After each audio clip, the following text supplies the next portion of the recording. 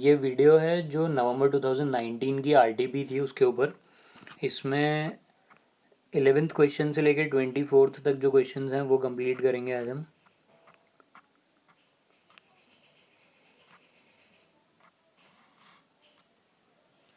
Question number 11 का part A, इसमें बोला है MNO limited is one of the prominent players in the chemical industry. The company is a public company domiciled in India and listed on BSE and NSE. The company was facing extreme liquidity constraints and there were multiple indicators that casted doubt over the company's ability to continue as a going concern. The company was led into insolvency proceedings by a consortium of banks led by PNB and NCLT, ordered the commencement of CIRP against the company on 31st August 2018. The company invited prospective lenders, investors, and others to submit their resolution plans to the resolution professional latest by 1st January 2019. The resolution professional reviewed the resolution plan and ensured conformity with the Insolvency and Bankruptcy Code 2016.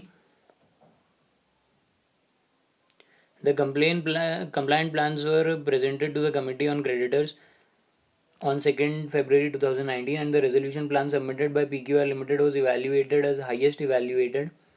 Complaint resolution plan. COC of MNO Limited approved the resolution plan submitted by PQR Limited on 2nd March 2019. The approval of NCLT was finally obtained on 4th of May 2019. PQR Limited submitted detailed plans and commitments as part of the resolution plan, including clearance of all outstanding debts which were leading to negative cash flows. Please suggest how would you deal with this situation as the auditors of MNO Limited. तो इसका answer क्या होगा, सोचो 2 minute तक, उसके बाद फिर पढ़ेंगे.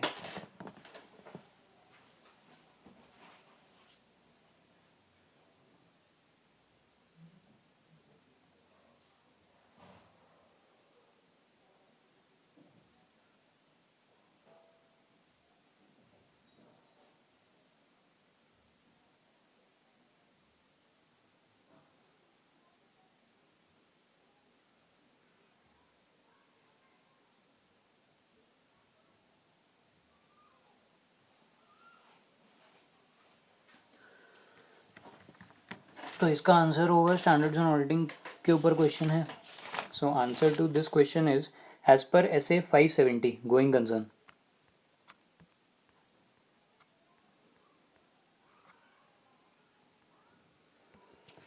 If events or conditions have been identified that may cause significant doubt, events or conditions have been identified that may cast significant doubt on the entity's ability to continue as a going concern, the auditor shall obtain sufficient appropriate audit evidence to determine whether or not a material uncertainty exists related to events or conditions that may cast significant doubt on the entity's ability to continue as a going concern, hereinafter referred to as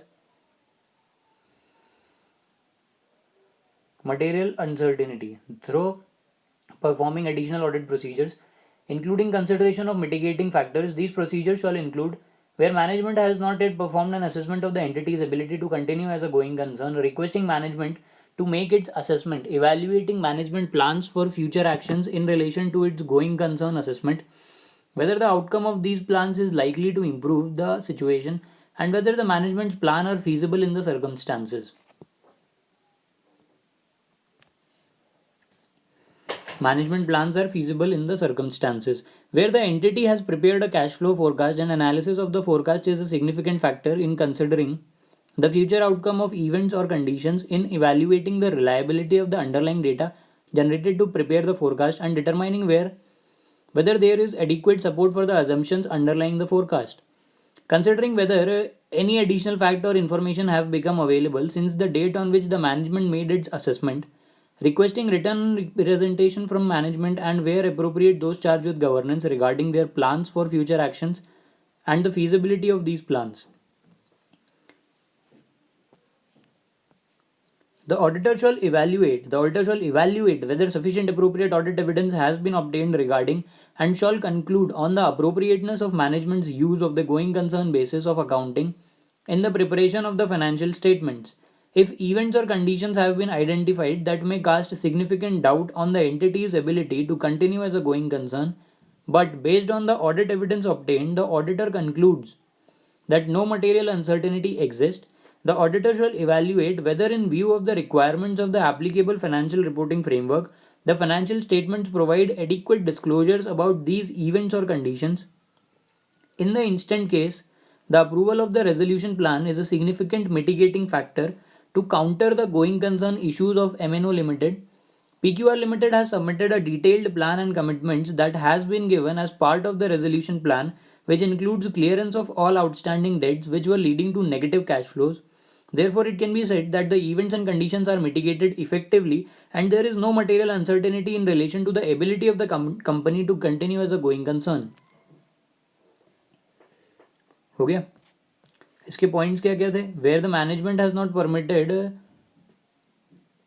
where the management has not yet performed an assessment of the entity's ability to continue as a going concern, requesting management to make its assessment, evaluating management plan for future actions in relation to its going concern assessment, whether the outcome of these plans is likely to improve the situation and whether management plan are feasible in the circumstances, where the entity has prepared a cash flow forecast and analysis of the forecast is a significant factor in considering the future outcomes of the events or conditions, in evaluating the reliability of the underlying data generated to prepare forecast, and determining whether there is adequate support for the assumptions underlying the forecast.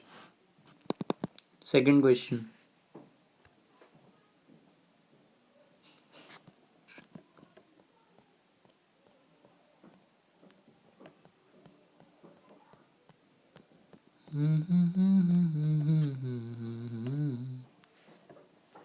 Second part of question is, your firm has been appointed as a statutory auditor of GBM Private Limited for the financial year 2018-19, where verification of the company's inventories as on 31st March 2019, you found that the significant amount of inventories belonging to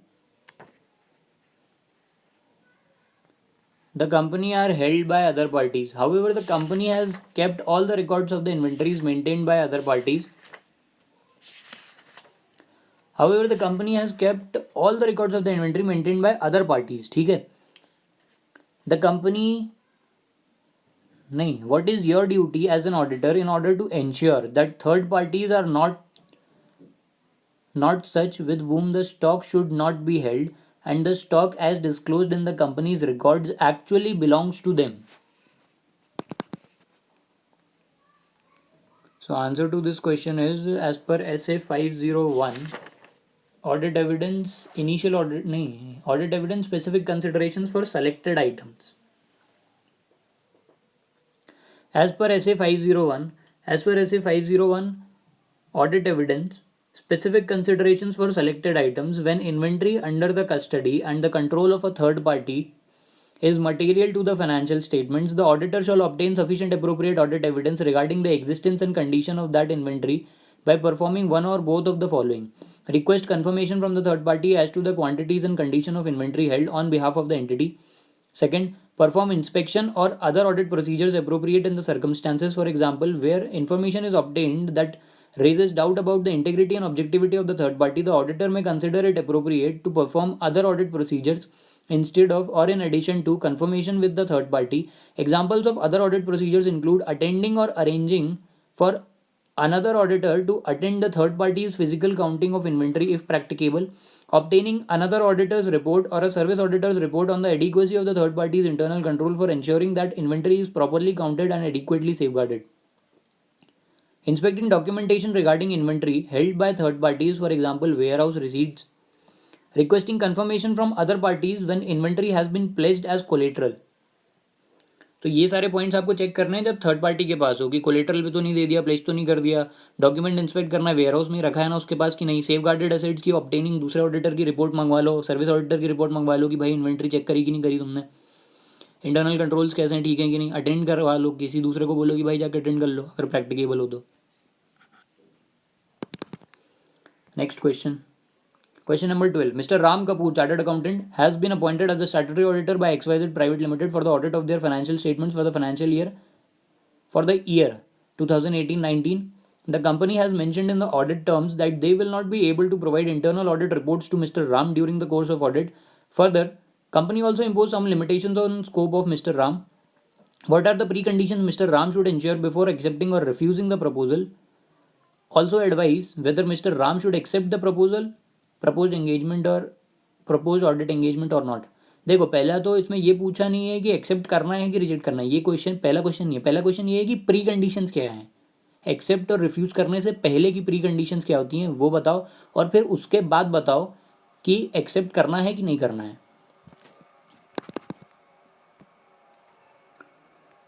So the answer is as per SA 210, that is 210, agreeing the terms of audit engagement. In order to establish whether the preconditions for an audit are present, the auditor shall determine whether the financial reporting framework to be applied in the preparation of the financial statements is acceptable and obtain the agreement of management that it acknowledges and understands its responsibility for the preparation of the financial statements in accordance with the applicable financial reporting framework, including where relevant their fair presentation. For such internal control as management determines is necessary to enable the preparation of the financial statements that are free from material misstatement, whether due to fraud or error, and to provide the auditor with access to all information of which management is aware that is relevant to the preparation of the financial statement, such as records, documentation, and other matters, additional information that the auditor may request from management for the purpose of the audit, and unrestricted access to persons within the entity from whom the auditor determines it necessary to obtain audit evidence.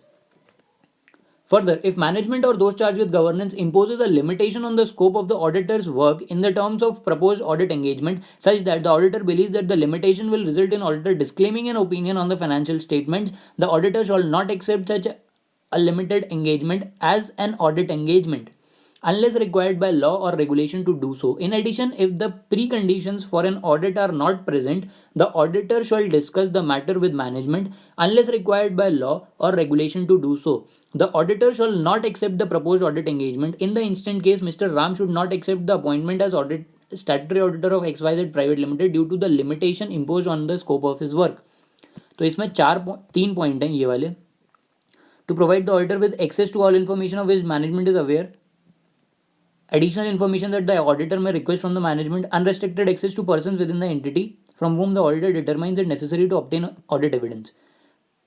और उसके बाद ऊपर दो points दिए हुए हैं. Determine whether financial reporting framework applied in the preparation of financial statements are acceptable और not, obtain the agreement of management that it acknowledges and understands its responsibilities. Next question, risk assessment and internal control. BSF Limited is engaged in the business of trading leather goods. You are the internal auditor of the company for the year 2018-19. In order to review internal controls of the sales department of the company, you visited the department and noticed the work division as follows. An officer was handling the sales ledger and cash receipts. Sales ledger भी खुद ही कर रहा है, cash receipt भी खुद ही देख रहा है. वैसे ये तो ठीक है ना फिर भी कि सेल्स लेजर आप लिख रहे हो और ले रहे हो, बट पैसा गड़बड़ कर सकते हो, जेब में डाल लिया, लिखा नहीं. Another official was handling dispatch of goods and issuance of delivery challans. ये भी गलत है. One more officer was there to handle customer or debtors account and issuance of receipts. As an internal auditor, you are required to briefly discuss the general conditions pertaining to the internal check system. Do you think that there was proper division of work? If not, why? Answer is from internal check system. The general conditions pertaining to the internal check system may be summarized as follows. No single person should have complete control over any important aspect of the business operation. Every employee's action should come under the review of another person. Staff duties should be rotated from time to time so that members do not perform the same function for a considerable length of time, क्योंकि फिर fraud करने लग जाते हैं. Every member of the staff should be encouraged to go on leave at least once a year. Persons having physical custody of assets must not be permitted to access the books of accounts. There should exist an accounting control in respect of each class of assets. In addition, there should be a periodical inspection so as to establish their physical condition. Mechanical devices should be used wherever applicable, wherever practicable, to prevent loss or misappropriation of cash. Budgetary control should be exercised and wide deviations observed should be reconciled. For inventory taking at the close of the year, trading activity should if possible be suspended, and it should be done by staff belonging to several sections of the organization. The financial and administrative power should be distributed very judicially among different officers, and the manner in which those are actually exercised should be reviewed periodically. Procedures should be laid down for periodical verification and testing of different sections of accounting records to ensure that they are accurate. And as per division of work, company has not done proper division of work, as the receipts of cash should not be handled by the official handling sales ledger. Delivery challan should be verified by an authorized official other than the officer handling dispatch of goods. सिर्फ ये 2 points के बारे में बोला, बाकी सब के बारे में कुछ नहीं बोला, क्योंकि क्वेश्चन में तो ज़्यादा पॉइंट्स दिए हुए थे ना। ये देखो 1 2 3 दिए हुए थे, इन्हें सिर्फ 2 के बारे में डिस्कस किया, तीसरे वाले के बारे में नहीं किया। 14th का question, generating and preparing meaningful information from raw system data using processes tools and techniques is known as data analytics and the data analytics method is used in an audit are known as computer assisted audit techniques. You are required to give suggested approach to get the benefits from use of computer assisted audit techniques. There are several steps that should be followed to achieve success with computer assisted audit techniques and any of the supporting tools. A suggested approach to benefit from the use of CAATs is given below. Understand business environment including including information technology IT. Understand business environment including IT. Define the objectives and criteria. Identify source and format of data. Extract data nikalo. Verify the completeness and accuracy of extracted data. Apply criteria on data obtained. Validate and confirm results. Next question. ABC and Company is an audit firm having partners ABC. Chartered accountants Mr. ABC are holding appointment as an auditor in 4, 6, 10. Total 20 companies हो गई respectively. Provide the maximum number of audits remaining in the name of ABC. एक auditor 20 पकड़ सकता है, तो अभी तो 20 ही हुए हैं, तो 40 और ले सकते हैं. Provide the maximum number of audits remaining in the name of individuals mister ABC. इसके बाद 4, 6, 10 हैं, तो पहले वाले के पास 16, दूसरे के बाद 14, तीसरे के बाद 10. Can ABC and company accept the appointment as auditor in 60 private companies having a paid up share capital less than 100 crores? Which has not committed default in filing financial statements under section 137 or annual return under section 92 of the Companies Act with the registrar. 2 small companies, 1 dormant company. देखो dormant company और small company को तो count करते ही नहीं है. और उसके बाद बचा ये पूछ रहे हैं कि 100 करोड़ से कम का कैपिटल है और 60 प्राइवेट कंपनीज है. 60 प्राइवेट कंपनीज में तो नहीं ले सकते भाई, क्योंकि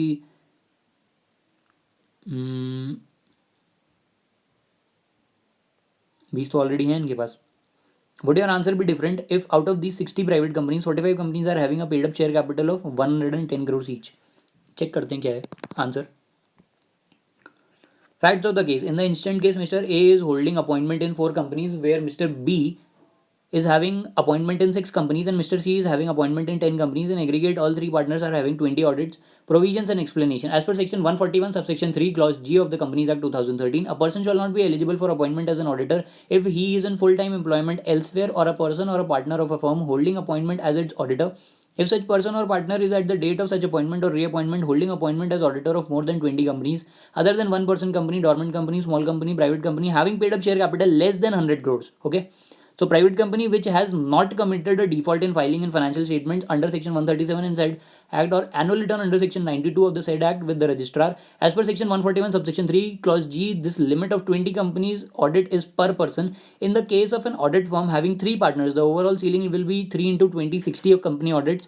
Sometimes the chartered accountant is a partner in number of auditing firms. In such case, all the firms in which he is a partner or proprietor will be together entitled to 20 company audits on his account. Conclusion. Therefore, ABC and company can hold appointment as an auditor of 40 more companies. Total number of audits available to the firm is 60. Number of audits already taken by all the partners is 20. Remaining number of audits available to the firm is 40. Second वाले question का answer. With reference to the above provisions as auditor, an auditor can hold more appointment as auditor equal to ceiling limit as per section 141 subsection 3 clause G minus already holding appointment as auditor. Hence 1, Mr. A can hold 16, B can hold 14, C can hold 10. ठीक है. Third वाले का answer. In view of the above discussions, ABC and company can hold appointment as an auditor in all the 60 private companies having paid up share capital less than 100 crores. Private company which has not committed default in filing its financial statements under section 137 of the said act or annual return under section 92 of the said act with the registrar. 2 small companies, 1 dormant company, as these are excluded from the ceiling limit of a company audits given under section 141 subsection 3 clause D of the Companies Act 2013. जो private companies हैं जिसका 100 करोड़ से कम का paid up share capital होता है उसको exclude कर दिया लिमिट में से, सीलिंग लिमिट में से, तो वो कितनी भी ले आओ आप, कोई फर्क नहीं पड़ेगा. बट अगर 100 करोड़ से ज़्यादा का पेड अप शेयर कैपिटल है तो फिर 20 से ज़्यादा नहीं ले सकता एक चार्टर्ड अकाउंटेंट. फोर्थ वाले का answer. As per fact of the case, ABC and company is already having 20 companies audit and They can also accept 40 more company audits. In addition, they can also conduct the audit of one-person companies, small companies, dormant companies, and private companies having paid up share capital less than 100 crore rupees. Private company which has not committed a default in filing its financial statements under Section 137 of the said Act or annual return under Section 92 of the said Act with the registrar. In the given case, out of the 60 private companies, ABC and company is offered 45 companies having paid up share capital of rupees 110 crores each. Therefore, ABC and company can also accept the appointment as an auditor for two small companies, one dormant company, 15 private companies having paid up share capital less than 100 crores. Private company which has not committed a default in filing its financial statement under Section 137 and or annual return under Section 92 of the Act with the registrar, and 40 private companies having paid up share capital of 110 crores each in addition to above 20 audits already holding. तो basically इसमें 110 करोड़ और 100 करोड़ का वो था, बाकी कुछ नहीं है. Bhishma Limited decided to appoint Mr. Rajveer, a chartered accountant, as the branch auditor for the audit of its Lucknow branch accounts for the year 2018-19. The decision to appoint branch auditor was taken by way of board resolution in the meeting of board of directors of the company held in April 2018, subject to the shareholders' approval in AGM of the company scheduled to be held in June 2018. Meanwhile, the principal auditor of the company raised an objection that the branch auditor cannot be appointed without his consent. Advise whether the objection raised by the company auditor is valid. Appointment of branch auditor. As per Section 143 subsection 8 of the Companies Act 2013 prescribes the duties and powers of the company auditor with reference to the audit of the branch and the branch auditor. Where a company has a branch office, the accounts of that office shall be audited either by the auditor appointed for the company, herein referred to as the company auditor under this act, or by any other person qualified for appointment as an auditor of the company under this act and appointed as such under Section 139. In case of subsequent appointment of the auditor, Section 139 subsection 1 of the Act provides that every company shall, at the first annual general meeting, appoint an individual or a firm or as an auditor who shall hold office from the conclusion of that meeting till the conclusion of its sixth annual general meeting. In the instant case, Bhishma Limited decided to appoint Mr. Rajveer, Chartered Accountant, as the branch auditor of the audit of its Lucknow branch accounts, and the decision to appoint branch auditor was taken by way of board resolution in the meeting of board of directors of the company subject to shareholders approval in the AGM of the company. Thus, objection raised by company auditor is not valid as per Section 143 subsection 8 of the Companies Act 2013, and the board has authority to appoint branch auditor but should be approved by the shareholders in general meeting. तो auditor कुछ नहीं बोल सकता. Next question. Under CARO 2016, as a statutory auditor, how would you report RPS Limited has entered into non-cash transaction with Mr. Rahul, son of director, which is an arrangement by which the RPS Limited is in the process to acquire assets for consideration other than cash? तो इस वाले का answer देखते हैं. Non cash transaction with the relatives of director as per clause 15 of para 3 of CARO 2016, the auditor is required to report whether the company has entered into any non-cash transaction with the directors of persons connected with him, and if so, whether the provisions of Section 192 of the Companies Act 2013 have been complied with. Section 192 of the said Act deals with the restrictions on non-cash transactions involving directors or persons connected with them. The section prohibits the company from entering into such type of arrangements unless it is an arrangement by which the company acquires or is to acquire asset for consideration other than cash from such director or person so connected.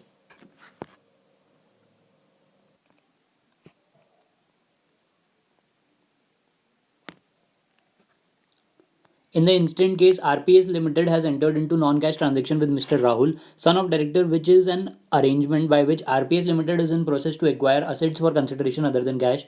In the above situation, the provision of Section 192 of the Companies Act 2013 have been complied with. However, the reporting requirements under this clause are given in two parts. The first part requires the auditor to report on whether the company has entered into any non-cash transaction with the director or any person connected with such director. The second part of the clause requires the auditor to report whether the provisions of Section 192 of the Act have been complied with. Therefore, the second part of the clause becomes reportable only if the answer to the first part is affirmative. In the given situation, RPS Limited has entered into non-cash transaction with Mr. Rahul, son of director, which is an affirmative answer to the first clause of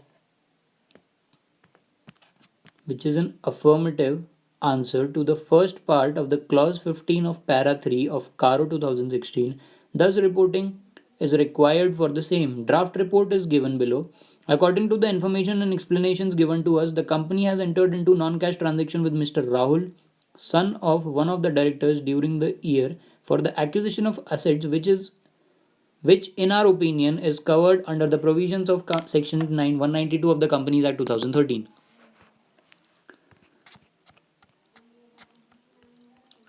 So section question number 16 का second part कहाँ गया ये रहा.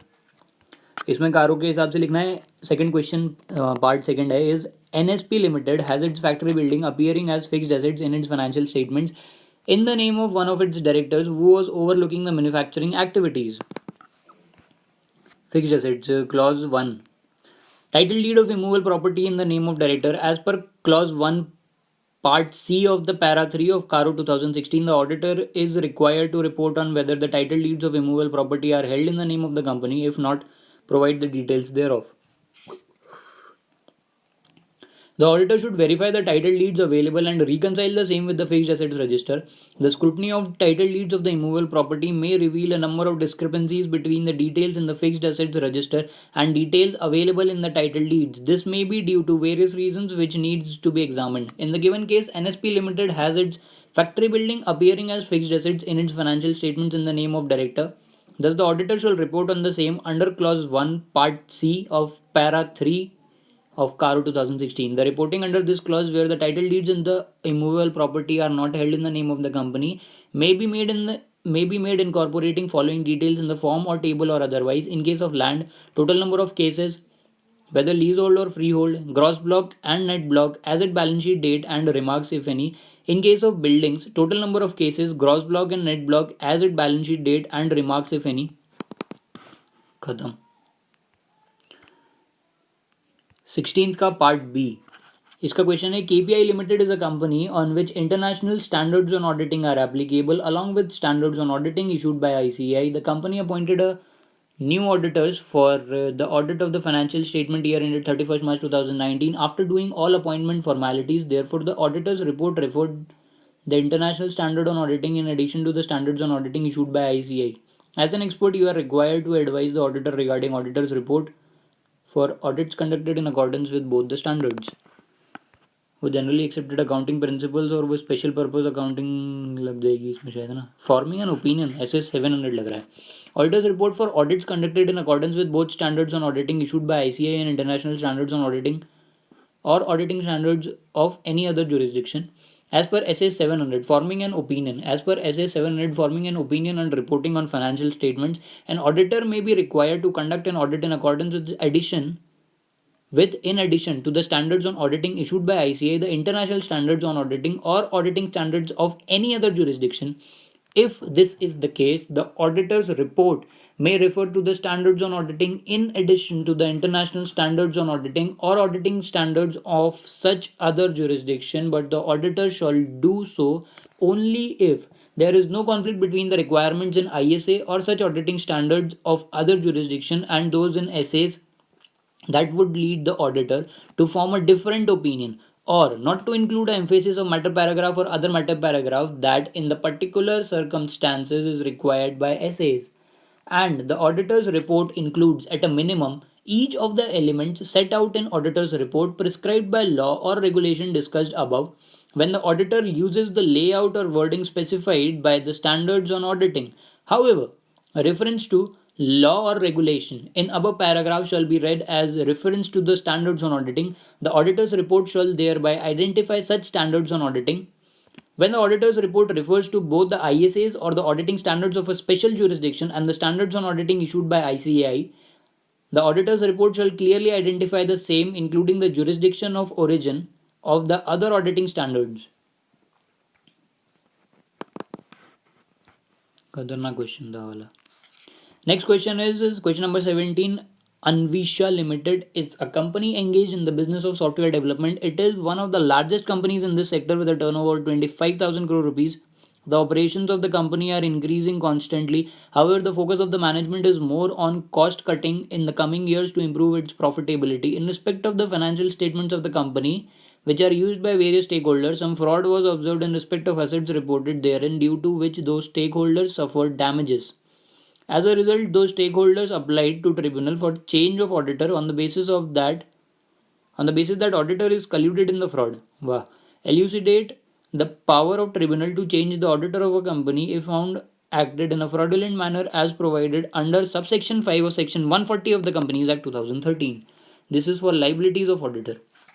Direction by tribunal in case auditor acted in a fraudulent manner as per subsection 5 of section 140 of the Companies Act 2013. As per section 140 subsection 5, the tribunal either suo moto or on an application made to it by the central government or by any person concerned, if it is satisfied that the auditor of a company has, whether directly or indirectly, acted in a fraudulent manner or abetted or colluded in any fraud by or in relation to the company or its directors or officers, it may, by order, direct the company to change its auditor. However, if the application is made by the central government and the tribunal is satisfied that any change of the auditor is required, it shall, within 15 days of receipt of such application, make an order that he shall not function as an auditor, and the central government may appoint another auditor in his place. It may be noted that an auditor, whether individual or firm, against whom final order has been passed by the tribunal under this section, shall not be eligible to be appointed as an auditor of any company for a period of 5 years from the date of passing of the order, and the auditor shall also be liable for action under section 447. It is hereby clarified that the case of a firm, the liability shall be of the firm and that of every partner or partners who acted in a fraudulent manner or abetted or colluded in any fraud by or in relation to the company or its directors or officers. Next question, question number 18. Comment on the following in the light of certificate of compliance of conditions of corporate governance to be issued for a listed company where the board consists of 10 directors including a non-executive director as its chairman. There are 5 audit committee meetings held during the year as follows: 1/4/2018 को, 1/6 को, 1/9 को, 3/1 को, 25/3 को. 2 meeting के बीच में 90 दिन से ज़्यादा का गैप नहीं होना चाहिए.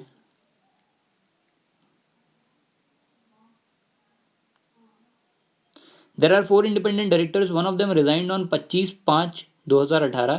A new independent director was appointed on 1/9/2018. The chairman of audit committee did not attend the annual general meeting held on 14/9/2018. The internal audit reports were obtained by the audit committee on a quarterly basis. Quarter 1 internal audit report commented on certain serious irregularities as regards electronic online auction of scrap. The agenda of audit committee did not deliberate or take note of the issue. There is no women director. तो भाई women director के लिए तो condition देखनी पड़ेगी पहले कि लगेगा कि नहीं वो वाला सेक्शन. वो 300 करोड़ का टर्नओवर होता है और 100 करोड़ का वो है शायद उसका पेड अप कैपिटल. वो देखना पड़ेगा. और इसके बाद इसमें बोला कि 5 ऑडिट कमेटी की मीटिंग्स हुई हैं, 4 होनी चाहिए मिनिमम शायद, है ना. और एक मीटिंग से दूसरी मीटिंग के बीच में 90 दिन था, 120 दिन था, आई थिंक 90 ही था. तो 1 अप्रैल से लेके जून, अप्रैल मई जून, 3 महीना तो हो गया यहाँ पे. जून जुलाई अगस्त, फिर सितंबर अक्टूबर नवंबर दिसंबर, यहाँ पे तो 4 महीने हो गए. फिर उसके बाद मार्च में हो गई. आंसर देखते हैं इसका क्या है. Compliance of conditions of corporate governance in case of listed company as per listing obligations and disclosure requirements regulation 2015. As per LODR regulations 2015, depending upon the facts and circumstances, some situation may require an adverse or qualified statement or a disclosure without necessarily making it a subject matter of qualification in the auditor certificate. In respect of compliance of requirements of corporate governance, for example, the audit committee shall meet at least 4 times in a year and not more than 120 days. 120 दिन है, 90 दिन नहीं है, sorry.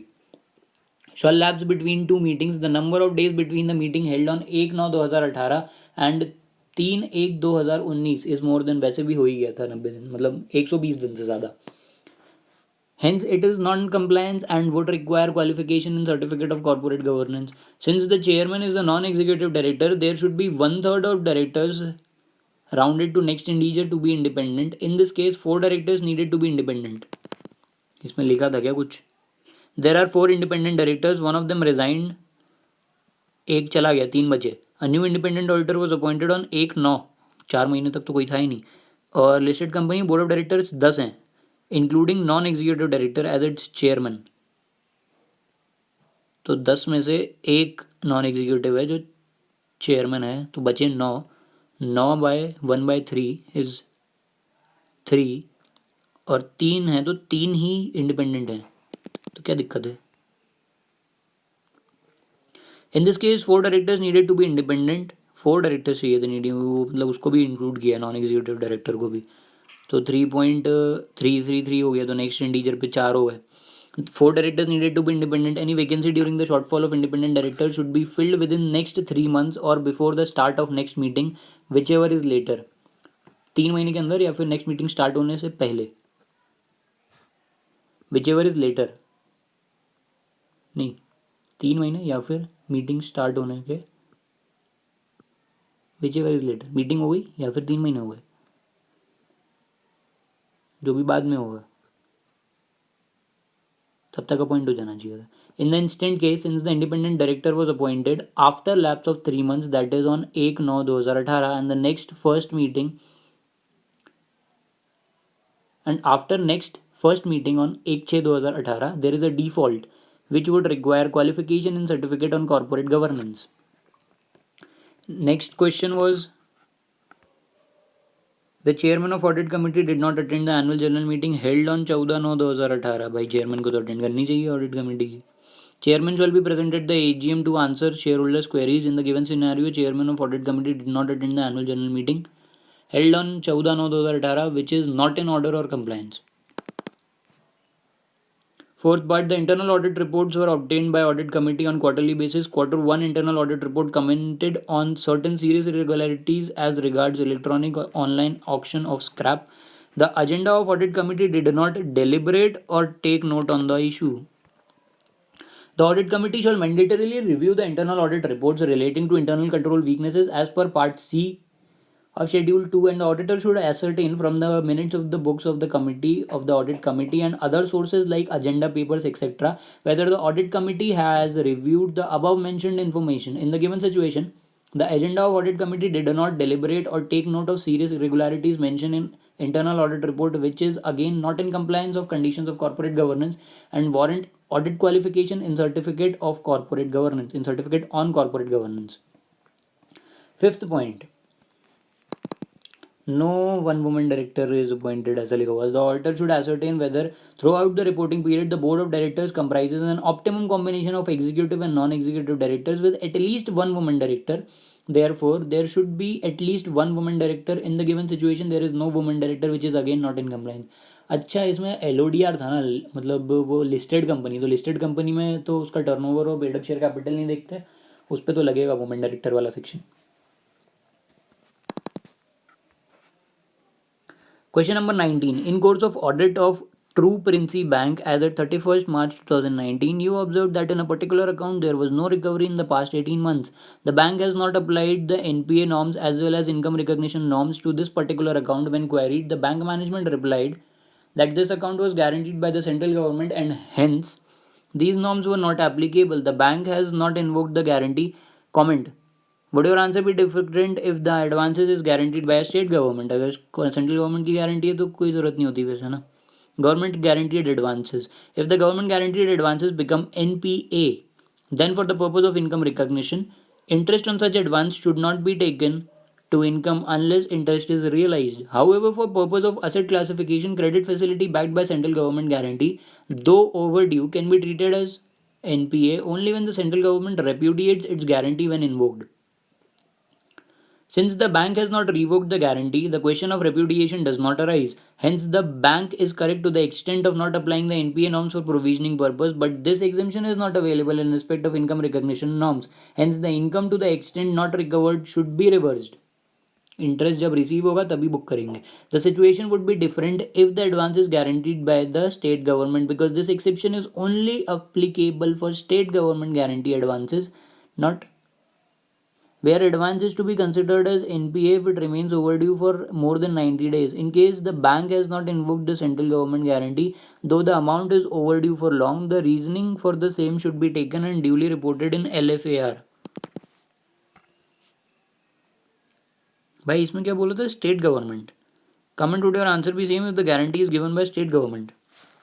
The situation would be different if the if the advance is guaranteed by state government, because this exemption is not applicable for state government guaranteed advances where advance is to be considered as NPA if it remains overdue for, मतलब state government की guarantee नहीं ले, state government की guarantee को नहीं माना जाएगा. अगर सेंट्रल गवर्नमेंट की गारंटी है तो फिर उसको एनपीए दिखाने की ज़रूरत नहीं है, बट अगर स्टेट गवर्नमेंट की गारंटी है तो भाई वो एनपीए हो जाएगा आफ्टर 90 डेज ड्यू होने के बाद, ओवर ड्यू होने के बाद. और अगर सेंट्रल गवर्नमेंट ने इन्वोक नहीं करी है guarantee for the amount is overdue for long, the reasoning for the same should be taken and duly reported in LFAR. LFAR में report करना पड़ेगा फिर. Part B of question number 19. While auditing Fair Bank, you observed that a lump sum amount has been disclosed as contingent liability collectively.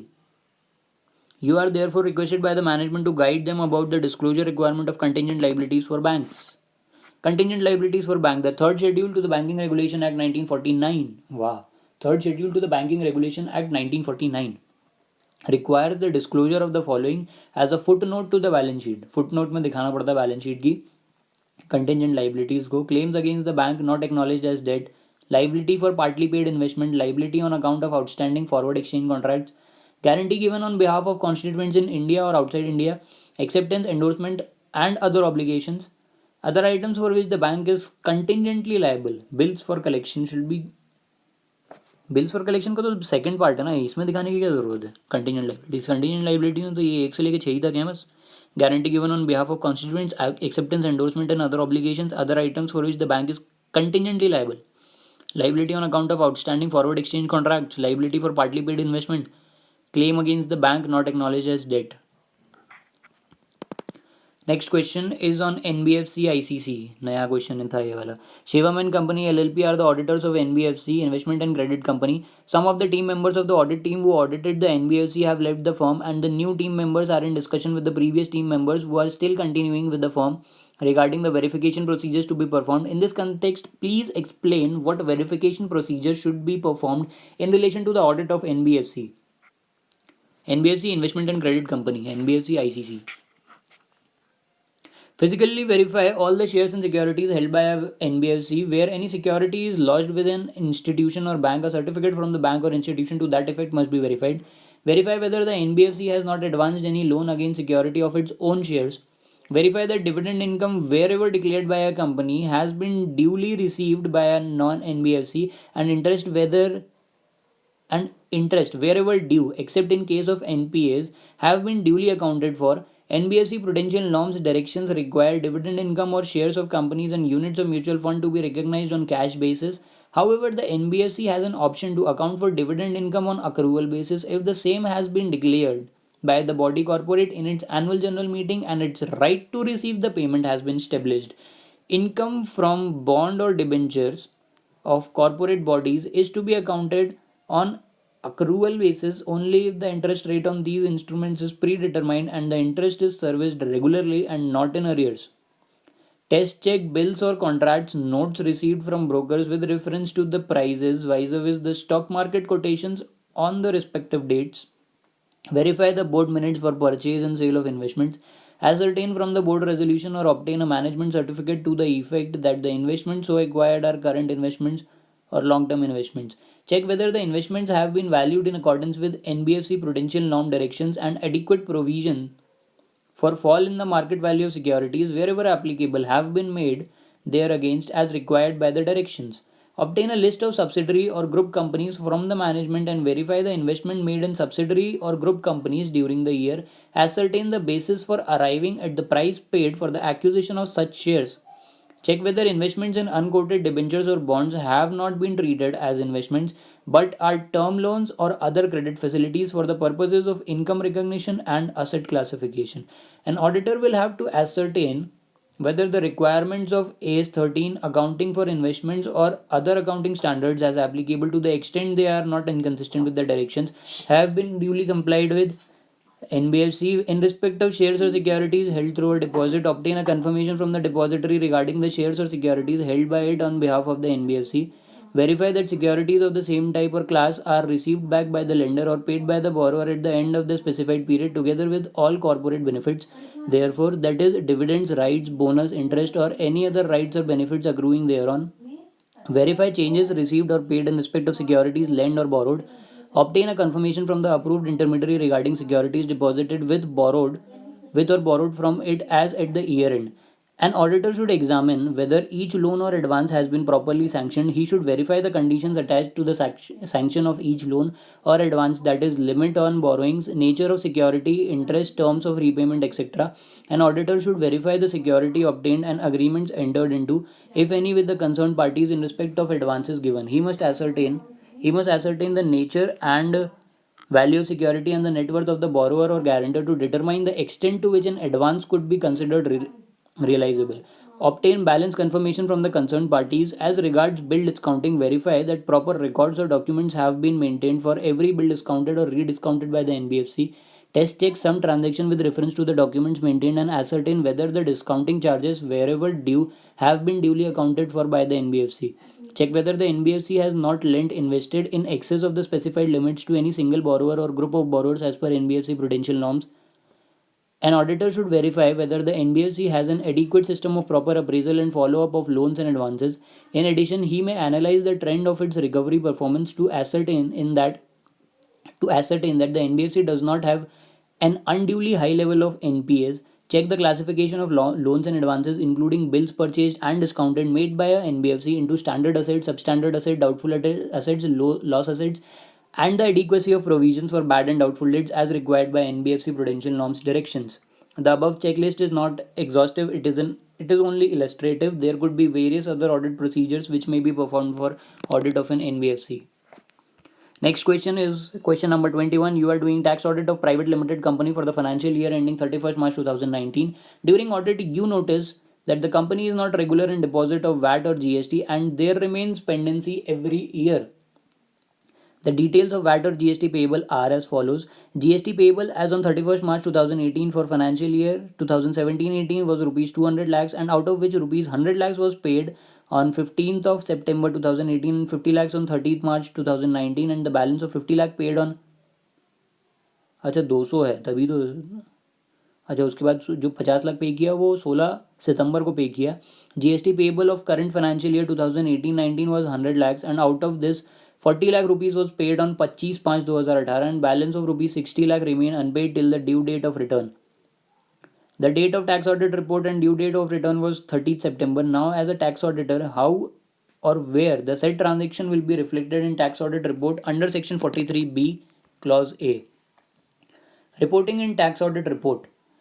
Any amount of the GST or tax payable on the last date of previous year opening balance as well as on the last day of current year has to be reported in tax audit report under clause 26A and 26B in reference to section 43B. 26A and 26B in reference to section 43B. Clause 26A dealt with GST or VAT payable on the pre-existed of the first day of the previous year but was not allowed in the assessment of any preceding previous year and was either paid, clause 26A, or and not paid during the previous year, clause 26A, subclause B.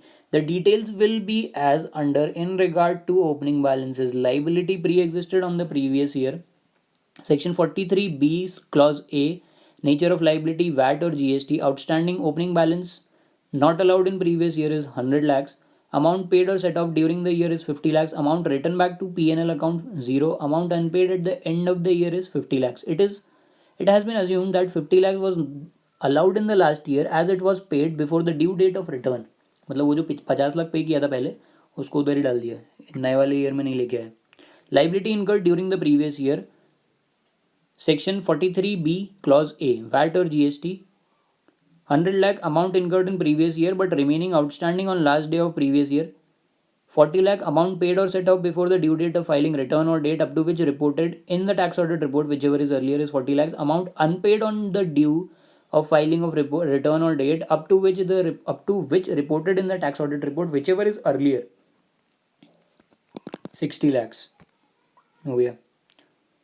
Next is question number 22. Part 1. Perfect Steel Limited has reported a higher turnover of 560 crores in the year 2018-19 as compared to earlier years, but its sales returns has also increased to 10% from only 4% up to the last year. The management is concerned about high sales returns and feels a need to get the operational audit done for sales and production department of the company. The company is also having an internal audit system in the company. Elaborate the possible reasons why management is getting operational audit done when internal audit has already been done for the both the departments by stating the shortcomings of conventional information sources. System नहीं sources. Why operational audit? Operational audit क्यों करेंगे? The need for operational auditing has arisen due to the inadequacy of traditional sources of information for an effective management of the company, where the management is at a distance from actual operations due to layers of delegation of responsibility, separating it from actualities in the organization. Operational audit is considered as a specialized management information tool to fill the void that conventional information sources fail to fill.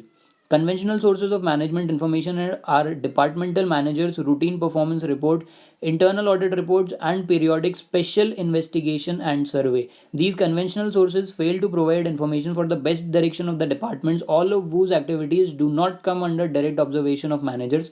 The shortcoming of these sources can be stated as under executives and managers are too preoccupied with implementation of plans and achieving of targets. They are left with very little time to collect information and locate problems. They may come across problems that have come to surface, but they are hardly aware of problems that are brewing and potential. Managers of their aides are generally relied upon for transmitting information, then for booking for information or for analyzing situations. The information that is transmitted by managers is not necessarily objective. Often it may be biased for various reasons. Conventional internal audit reports are often routine and mechanical in character and have a definite leaning towards accounting and financial information. They are also historical in nature. Other performance reports contained in the annual audited accounts and the routine reports prepared by the operating departments have their own limitations. The annual audited accounts are good as far as an overall evaluation is concerned in monetary terms. Sales may be shown at higher monetary value compared to the previous year, and this may apparently suggest that the functioning of the sales department is satisfactory, but this may have been caused by a number of factors in spite of really bad performance on the sales front. This fact may not be readily known unless one cares to analyze the sales data by reference to notes and explanations to the accounts and other related accounting data. Even a study of this nature may not fulfill or reveal the weaknesses. It is quite possible that the established market for sales has been lost partly, while some fortuitous sales have compensated the loss. Example answer में example दिया हुआ है भाई. The routine weekly production report में include production that is subsequently rejected by the quality control staff or to avoid showing a bad production performance. Even the partly produced goods may also be included. Remember, all this can happen in spite of specific management instructions about the basis on which the production reports is to be made out. Another important point may be noticed in the matter of routine departmental reports. The busy management people who can afford time only to glance over the performance reports can be expected to make an integrated reading of several reports or to undertake an analysis of such reports.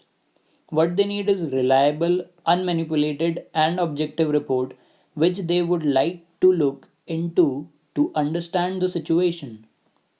Next point is operations of controls in a satisfactory manner cannot be relied upon to bring to light the environmental conditions. Controls are specific and their satisfactory operations is related to the specific situation under control. Also, monitoring of the breakdown or non-operation of controls is a periodic phenomena. Surveys and special investigations, no doubt, are very useful, but these are at the best occasional in character. Also, they are costly, time consuming, and keep the departmental key personnel busy during the period they are on. These are basically an attempt to carry out a postmortem rather than to enlighten the management about the ways on improvement or for better performance or to give a signal for dangers and disasters to come. भाई बहुत खतरनाक question है ये वाला तो. Internal audit का ये performance audit के ऊपर जो है आंसर तो बहुत ही सही लिखा है. Elaborate the possible reasons why management is getting operational audit done when internal audit has already been done for both the departments. मतलब इतना लिखना है. डैम, जिसने लिख दिया वो तो इंसान नहीं कंप्यूटर है. You are required to discuss the differences in the approach of both these audits. हैं? और है the difference in the approach of both these audits is illustrated below. Perception. Traditionally, internal auditors have been engaged in a sort of protective function, deriving their authority from the management. They view and examine internal controls in the financial and accounting areas to ensure that possibilities of loss, wastage, and fraud are not there. They check the accounting books and records to see whether the internal checks are properly working and the resulting accounting data are reliable. For example, when the auditor looks into the vouchers to see whether they corroborate the entries in the cash book or physically examines the cash in hand, he is doing his traditional protective function. The moment B concerns himself to see whether customers' complaints are duly attended to or whether cash balance is excessive to the need, he comes to the operational field. Also, he will review the operational control on cash to determine whether maximum possible protection has been given to cash. Similarly, in the audit of stocks, he would be interested in such matters as reorder policy, obsolescence policy, and the overall inventory management policy. In pure administrative areas on stock, he will see whether adequate security and insurance arrangement exist for protection of stocks. Issues. The basic difference that exists in conceptualization of the technique of operational auditing is in the auditor's role in recommending corrections or in installing systems and controls. According to the Lindbergh and Cohn, such a situation would be in conflict with the role of operational auditor. In this connection, the views of the Institute of Internal Auditors in the context of internal audit are relevant. According to that institute, the internal auditor should be free to review and appraise policies, plans, procedures, and record, but his review and appraisal does not in any way relieve other persons in the organization of the responsibilities assigned to them. However, a further distinction should be observed between traditional internal auditors and operational auditing. This lies in the attitude and approach of the whole auditing proposition. Every aspect of operational auditing program should be geared to management policies, management objectives, and management goals. Third difference is on objectives. The main objective of the operational audit is to verify the fulfillment of the plans and sound business requirements, as also to focus on objectives and their achievements objectives. The operational auditor should not only have a proper business sense, he should also be equipped with the thorough knowledge of policies and procedures, systems and controls. He should be intimately familiar with the business, its nature and problems and prospects and its environment. Above all, his mind should be open and active so as to be able to perceive problems and prospects and grasp technical matters in carrying out his work. Probably at every step he will have to exercise judgment to evaluate evidence in connection with the situations and issues. The norms and standards should be such as are generally acceptable or developed by the company itself. Performance yardsticks can be found in the management objectives, goals, and plans, budgets, records of past performance, policies and procedures. Industry standards can be obtained from the statistics provided by industry, associations, and government sources. It should be appreciated that the standards may be relative depending upon the situation and circumstances. The operational auditor may have to apply them with suitable adjustments. For example, the standards relating to objectives for a government company are quite different from those of private sector companies. Similarly, standards of performance of a well equipped company, which also adequately look after the well being of employees, may be significantly different from a company which offers scanty welfare facilities or is ill equipped. Today, however, the concept of modern internal auditing suggests that there is no difference in internal and operational auditing. In fact, the scope of internal auditing is broad enough to embrace the areas covered by operational auditing as well. The modern internal auditing performs both protective as well as constructive functions. Next question is question number 23, due diligence, investigation, and forensic audit. General objectives of an audit is to find out whether the financial statements show true and fair view. On the other hand, investigation implies systematic, critical, and special examination of the records of a business for a specific purpose. In view of the above, you are required to brief out the difference between audit and investigation. Audit और investigation का difference बताओ. Etymologically, Etymologically, auditing and investigation are largely overlapping concepts because Auditing is nothing but an investigation used in a broad sense. Both auditing and investigation are fact finding techniques, but their basic nature and objectives differ as regards scope, frequency, basis, thrust, depth, and conclusiveness. Audit and investigation differs in objectives and in their nature. Auditing is general, while investigation is specific. Basis of difference: investigation and audit. Objective: an investigation aims at establishing a fact or a happening or at assessing a particular situation. Audit: the main objective of an audit is to verify whether the financial statements display a true and fair view of the state of affairs and the working results of an entity. Scope: investigation: the scope of investigation may be governed by statute or it may be non statutory. Audit: the scope of audit is wide, and in case of statutory audit, the scope of work is determined by the provisions of relevant law.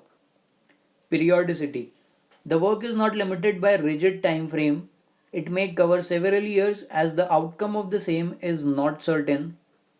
For investigation, this was the work is not limited by rigid time frame. It may cover several years as the outcome of the same is not certain. Audit: the audit is carried on either quarterly, half yearly, or yearly. Nature: requires a detailed study. Investigation requires a detailed study and examination of facts and figures. Audit involves test checking or sample technique to draw evidences for forming a judgment and expression of opinion. Inherent limitations: investigation no inherent limitation owing to its nature of engagement. कुछ नहीं छोड़ सकते. Audit suffers from inherent limitation. Evidence: investigation seeks conclusive evidence. Audit is mainly concerned with prima facie evidence. जो मिल गया उसके हिसाब से कर दिया. Observance of accounting principles: investigation it is analytical in nature and requires a thorough mind capable of observing, collecting, and evaluating facts. Audit is governed by compliance with generally accepted accounting principles, audit procedures, and disclosure requirements. Investigation reporting: the outcome is reported to the person on whose behalf investigation is carried out. Audit: the outcome is reported to the owners of the business entity. Question number 23, part B. Beta Limited is anticipating taking over a manufacturing concern and appoints you for due diligence review. While reviewing, it requests you to look specifically for any hidden liabilities and overvalued assets. State in brief the major areas you would examine for hidden liabilities and overvalued assets. Hidden liabilities और overvalued assets ढूंढने के लिए क्या क्या check करोगे? Major areas to examine in course of due diligence review. Due diligence is a term that is often heard in the corporate world these days in relation to corporate restructuring. The purpose of due diligence is to assist the purchaser or the investor in finding out all he can reasonably about the business he is acquiring or investing in prior to completion of the transaction, including its critical success factors as well as its strength and weaknesses. Due diligence is an all pervasive exercise to review all important aspects like financial, legal, commercial, etc. before taking any final decision in the matter. As far as any hidden liabilities or overvalued assets are concerned, this shall form part of a review of financial statements. Normally, cases of hidden liabilities and overvalued assets are not apparent from books of accounts and financial statements. A review of financial statements does not involve examination from the viewpoint of extraordinary items, analysis of significant deviations, etc. However, in order to investigate hidden liabilities, the auditor should pay his attention to the following areas. The company may not show any show cause notice which has not matured into demands as contingent liabilities. These may be material and important. The company may have given letter of comfort to banks and financial institutions. Since these are not guarantees, they may not be disclosed in the balance sheet of the target company. The company may have sold, sold, sold. The company may have sold some subsidiaries or businesses and may have agreed to take over and indemnify all liabilities and contingent liabilities of the same prior to the date of transfer. Sold. These may not be reflected in the books of accounts of the company. Product and other liability claims. Sold. Product and other liability claims, warranty liabilities, product returns, discounts, liquidated damages for late deliveries, etc., and all litigation. Tax liabilities under direct and indirect taxes, long pending sales tax assessments, Pending final assessments of custom duties where provisional assessment only has been completed, agreement to buy back shares sold at stated price, future lease liabilities, environmental problems claims, third party claims, unfunded gratuity, superannuation, leave salary liabilities, incorrect gratuity valuations, huge labor claims under negotiation where the labor wage agreement has already expired, contingent liabilities not shown in books. Next is regularly overvalued assets. The auditor shall have to specifically examine the following areas: uncollected, uncollectible receivables, obsolete, slow non-moving inventories or inventories valued above non net residual value, non realizable net realizable value, sorry. Inventories valued above net realizable value, huge inventories of packing materials, etc., with name of company, underused or obsolete plant and machinery and their spares, asset values which have been impaired due to sudden fall in market value, etc., assets carried at much more than current market value due to capitalization of expenditure, foreign exchange fluctuation, or capitalization of expenditure mainly in the nature of revenue, litigated assets and property. Investments carried at cost, though realizable value is much lower, investment carry a very low rate of income or return. Infructuous project expenditure or deferred revenue expenditure, etc. Group companies balances under reconciliation, etc. Intangibles of no value. Oh yeah. Up next, a professional ethics. Comment on the following with reference to Chartered Accountant Act 1949 and schedules thereto. Question is: Mr. A is a practicing chartered accountant working as a proprietor of Messrs. A and Company. He went abroad for 3 months. He delegated the authority to Mr. Y, a chartered accountant, his employee है, partner नहीं है, ठीक है, for taking care of the routine matters of his office. During his absence, Mr. Y has conducted the undermentioned jobs in the name of Messrs. A and Company. He issued the audit queries to client which were raised during the course of audit. He attended the income tax proceedings for a client as authorized representative before income tax authorities. Queries कर सकता है but वो जाके वो नहीं कर सकता, attend नहीं कर सकता इनकम टैक्स अथॉरिटीज के सामने. Please comment on the eligibility of mister Y for conduct of such jobs in the name of messrs A and company and liabilities of Mr. A under Chartered Accountant Act 1949. As per Clause 12 of Part 1 of First Schedule of the Chartered Accountant Act 1949, a chartered accountant in practice is deemed to be guilty of professional misconduct if he allows a person not being a member of the institute in practice or a member not being his partner to sign on his behalf or on behalf of the firm any balance sheet, profit or loss report or financial statements. In this case, CAA, proprietor of Messrs. A and Company, went to abroad and delegated the authority to another chartered accountant, Mr. Y, his employee, for taking care of routine matters of his office, who is not a partner but a member of the Institute of Chartered Accountants. The Council has clarified that the power to sign routine documents on which a professional opinion or authentication is not required to be expressed may be delegated, and such delegation will not attract provisions of this clause like issue of audit queries during the course of audit, asking for information or issue of questionnaire, attending to routine matters in tax practice. Routine matters बोला है, authorities के सामने नहीं जाना, वो नहीं जाना. Routine matters जो है कि कागज़ दे आए, ले आए, उनसे ठप्पा लगवा के ले आए, subject to provisions of section 288 of the income tax act etcetera. First, in the given case, Mr. Y, a chartered accountant being employee of Messrs. A and Company, has issued audit queries which were raised during the course of audit. Here, Y is right in issuing the query since the same falls within under the routine work which can be delegated by the auditor. Therefore, there is no misconduct in this case as per clause 12 part 1 first schedule to the act. Second case, Mr. Y, CA, employee of the audit firm Messrs. A and Company, has attended the income tax proceedings for a client as authorized representative before income tax authorities. Since the council has allowed the delegation of such work, the chartered accountant employee can attend routine matters in tax practice as decided by the council subject to provisions of section 288 of the income tax act. Therefore, there is no misconduct. तो ये भी कर सकता है. चलो ठीक है भाई, रूटीन मैटर्स में ये भी आता होगा कि ऑथराइज रिप्रेजेंटेटिव बन के आप इनकम टैक्स अथॉरिटीज में जा सकते हो as per clause 12 part 1 first schedule to the act. Part 2, Messrs. Amudhan and Company. Messrs. Amudhan and Company. Amudhan. A firm of chartered accountants received 2.8 lakh rupees in January 2019 on behalf of one of their clients who has gone abroad and deposited the amount in their bank account so that they can return the money to the client in July 2019 when he is due to return to India. Clause 10 Part 1 First Schedule. Second schedule, sorry. Clause 10 Part 1 First Schedule. Second schedule bank wala re. Second schedule. Clause 10 Part 1 Second Schedule. Money of client to be deposited in a separate bank account. Clause 10 Part 1 Second Schedule states that chartered accountant shall be deemed to be guilty of professional misconduct if he fails to keep money of his client in a separate banking account or to use such money for the purpose for which they are intended. Fails. In the given case, Messrs. Amudhan and Company received the money in January 2019, which is to be paid only in July 2019. Hence, it should be deposited in a separate bank account.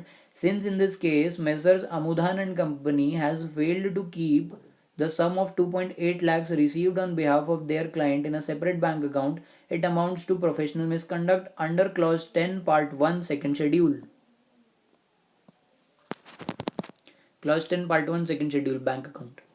Separate bank account.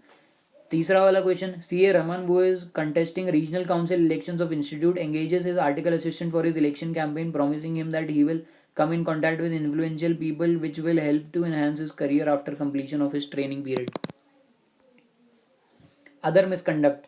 CA Raman has engaged his article for his own election campaign for the regional council elections of ICI. This aspect is covered under other misconduct which has been defined in Part 4 of First Schedule. Part 4 तो एक ही schedule में है, first schedule में. Part 1, Part 3 of the second schedule है. अच्छा Part 3 sorry. Part 4 first schedule और Part 3 second schedule, दोनों में अदर मिसकंडक्ट में फंस गया. These provisions empower the council even if it does not arise out of his professional work. This is considered necessary because a chartered accountant is expected to maintain the highest standard of integrity even in his professional affairs, and any deviation from these standards even in his non-professional work would expose him to disciplinary actions. Thus, when a chartered accountant uses the services of his articled assistant for purpose other than professional practices, he is found guilty under other misconduct. Hence, C.A. Raman is guilty of other misconduct. कहाँ चुनाव लड़ रहा था, misconduct आ गया.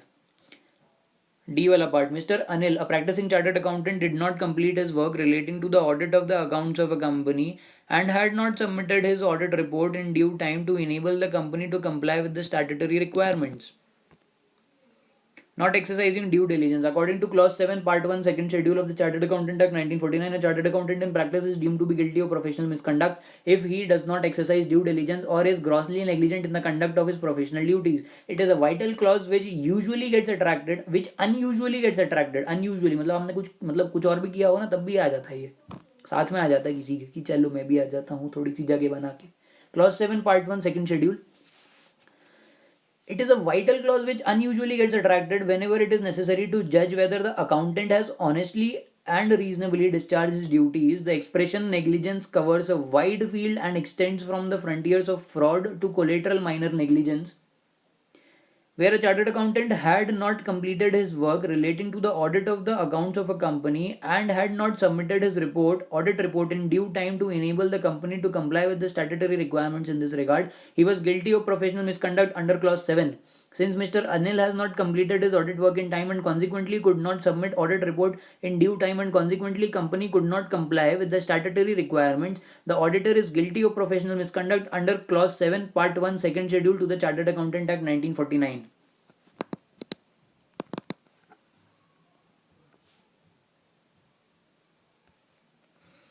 Next question is question number 25. इसमें 5 short note हैं. पहला है auditors objective in the audit of consolidated financial statements. Answer. The auditor's objective in an audit of consolidated financial statements are to satisfy himself that the consolidated financial statements have been prepared in accordance with the requirements of applicable financial reporting framework, to enable himself to express an opinion on the true and fair view presented by the consolidated financial statements, to inquire into the matters as specified in section 143 subsection 1 of the Companies Act 2013, and to report on the matters given in the clause A to I of section 143 subsection 3 of the Companies Act 2013. For other matters under section 143(3)(j, read with rule 11 of the company's Audit and Auditors Rule 2014 to comment on the matters specified in Subrule A, B, and C to the extent applicable. The auditor should also validate the requirements of preparation of CFS for the company as per applicable financial reporting framework. Second short note, areas of propriety audit under section 143(1) of the Companies Act 2013, propriety audit. Areas of propriety audit under section 143 subsection 1. Section 143(1) of the Companies Act 2013 requires the auditor to make an inquiry into certain specific areas. In some of the areas, the auditor has to examine the same from propriety angles. क्या कर रहा है यार, क्या पढ़ रहा है भाई? Section 143(1) of the Companies Act 2013 requires the auditor to make an inquiry into certain specific areas. In some of the areas, the auditor has to examine the same from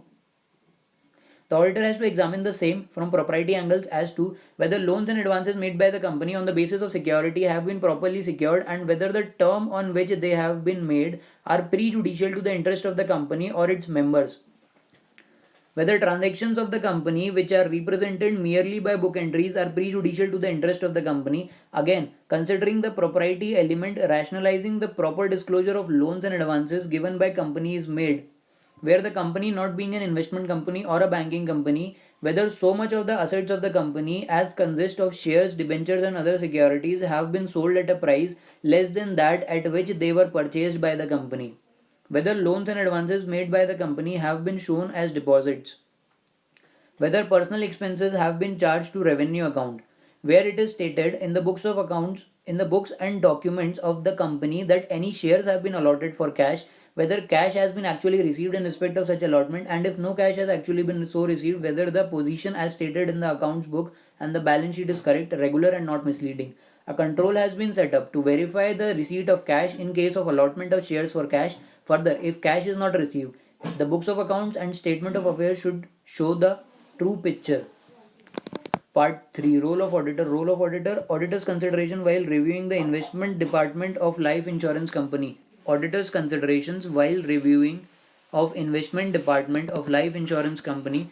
Role of auditor. The auditor during his review of investment department of life insurance company should mainly consider the following: review the investment management structure to ensure adequate segregation of duties between investment front office, mid office and back office. Review the investment management structure to ensure adequate segregation of duties between investment front office, mid office, back office. Review of insurers standard operating procedure SOPs which are prescribed by the IRDA regulations and are required to cover the entire gamut of investment related processes and policies.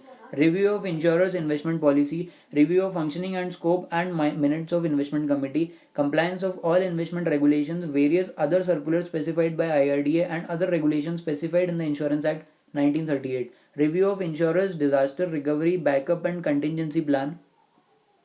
Review of excess controls authorization process for orders and deal execution, etc. Review of insurers cash management system to track funds available for investment considering the settlement obligations and subscription and redemption of units, etc. The system should be validated not to accept any commitment beyond availability of funds and restrict short sales at the time of placing the order. Further, insurer system should be able to determine the amount of investable surplus. Ensure that the system is to be able to automatically monitor various regulatory limits on exposure and rating of debt instruments. Review of fund wise reconciliation with investment accounts, banks and custodian records.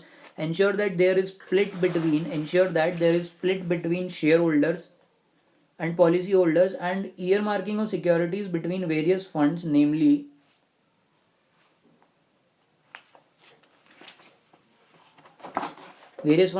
life, pension and group and unit linked plans.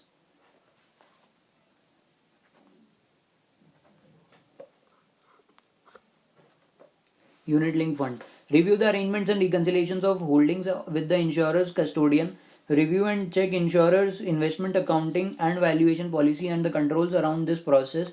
Insurers' risk management policies and processes to manage investment risks such as market risk, liquidity risk, settlement risk, etc. Determine the extent of activities outsourced and the controls over such activities, controls over NAV computation and declaration.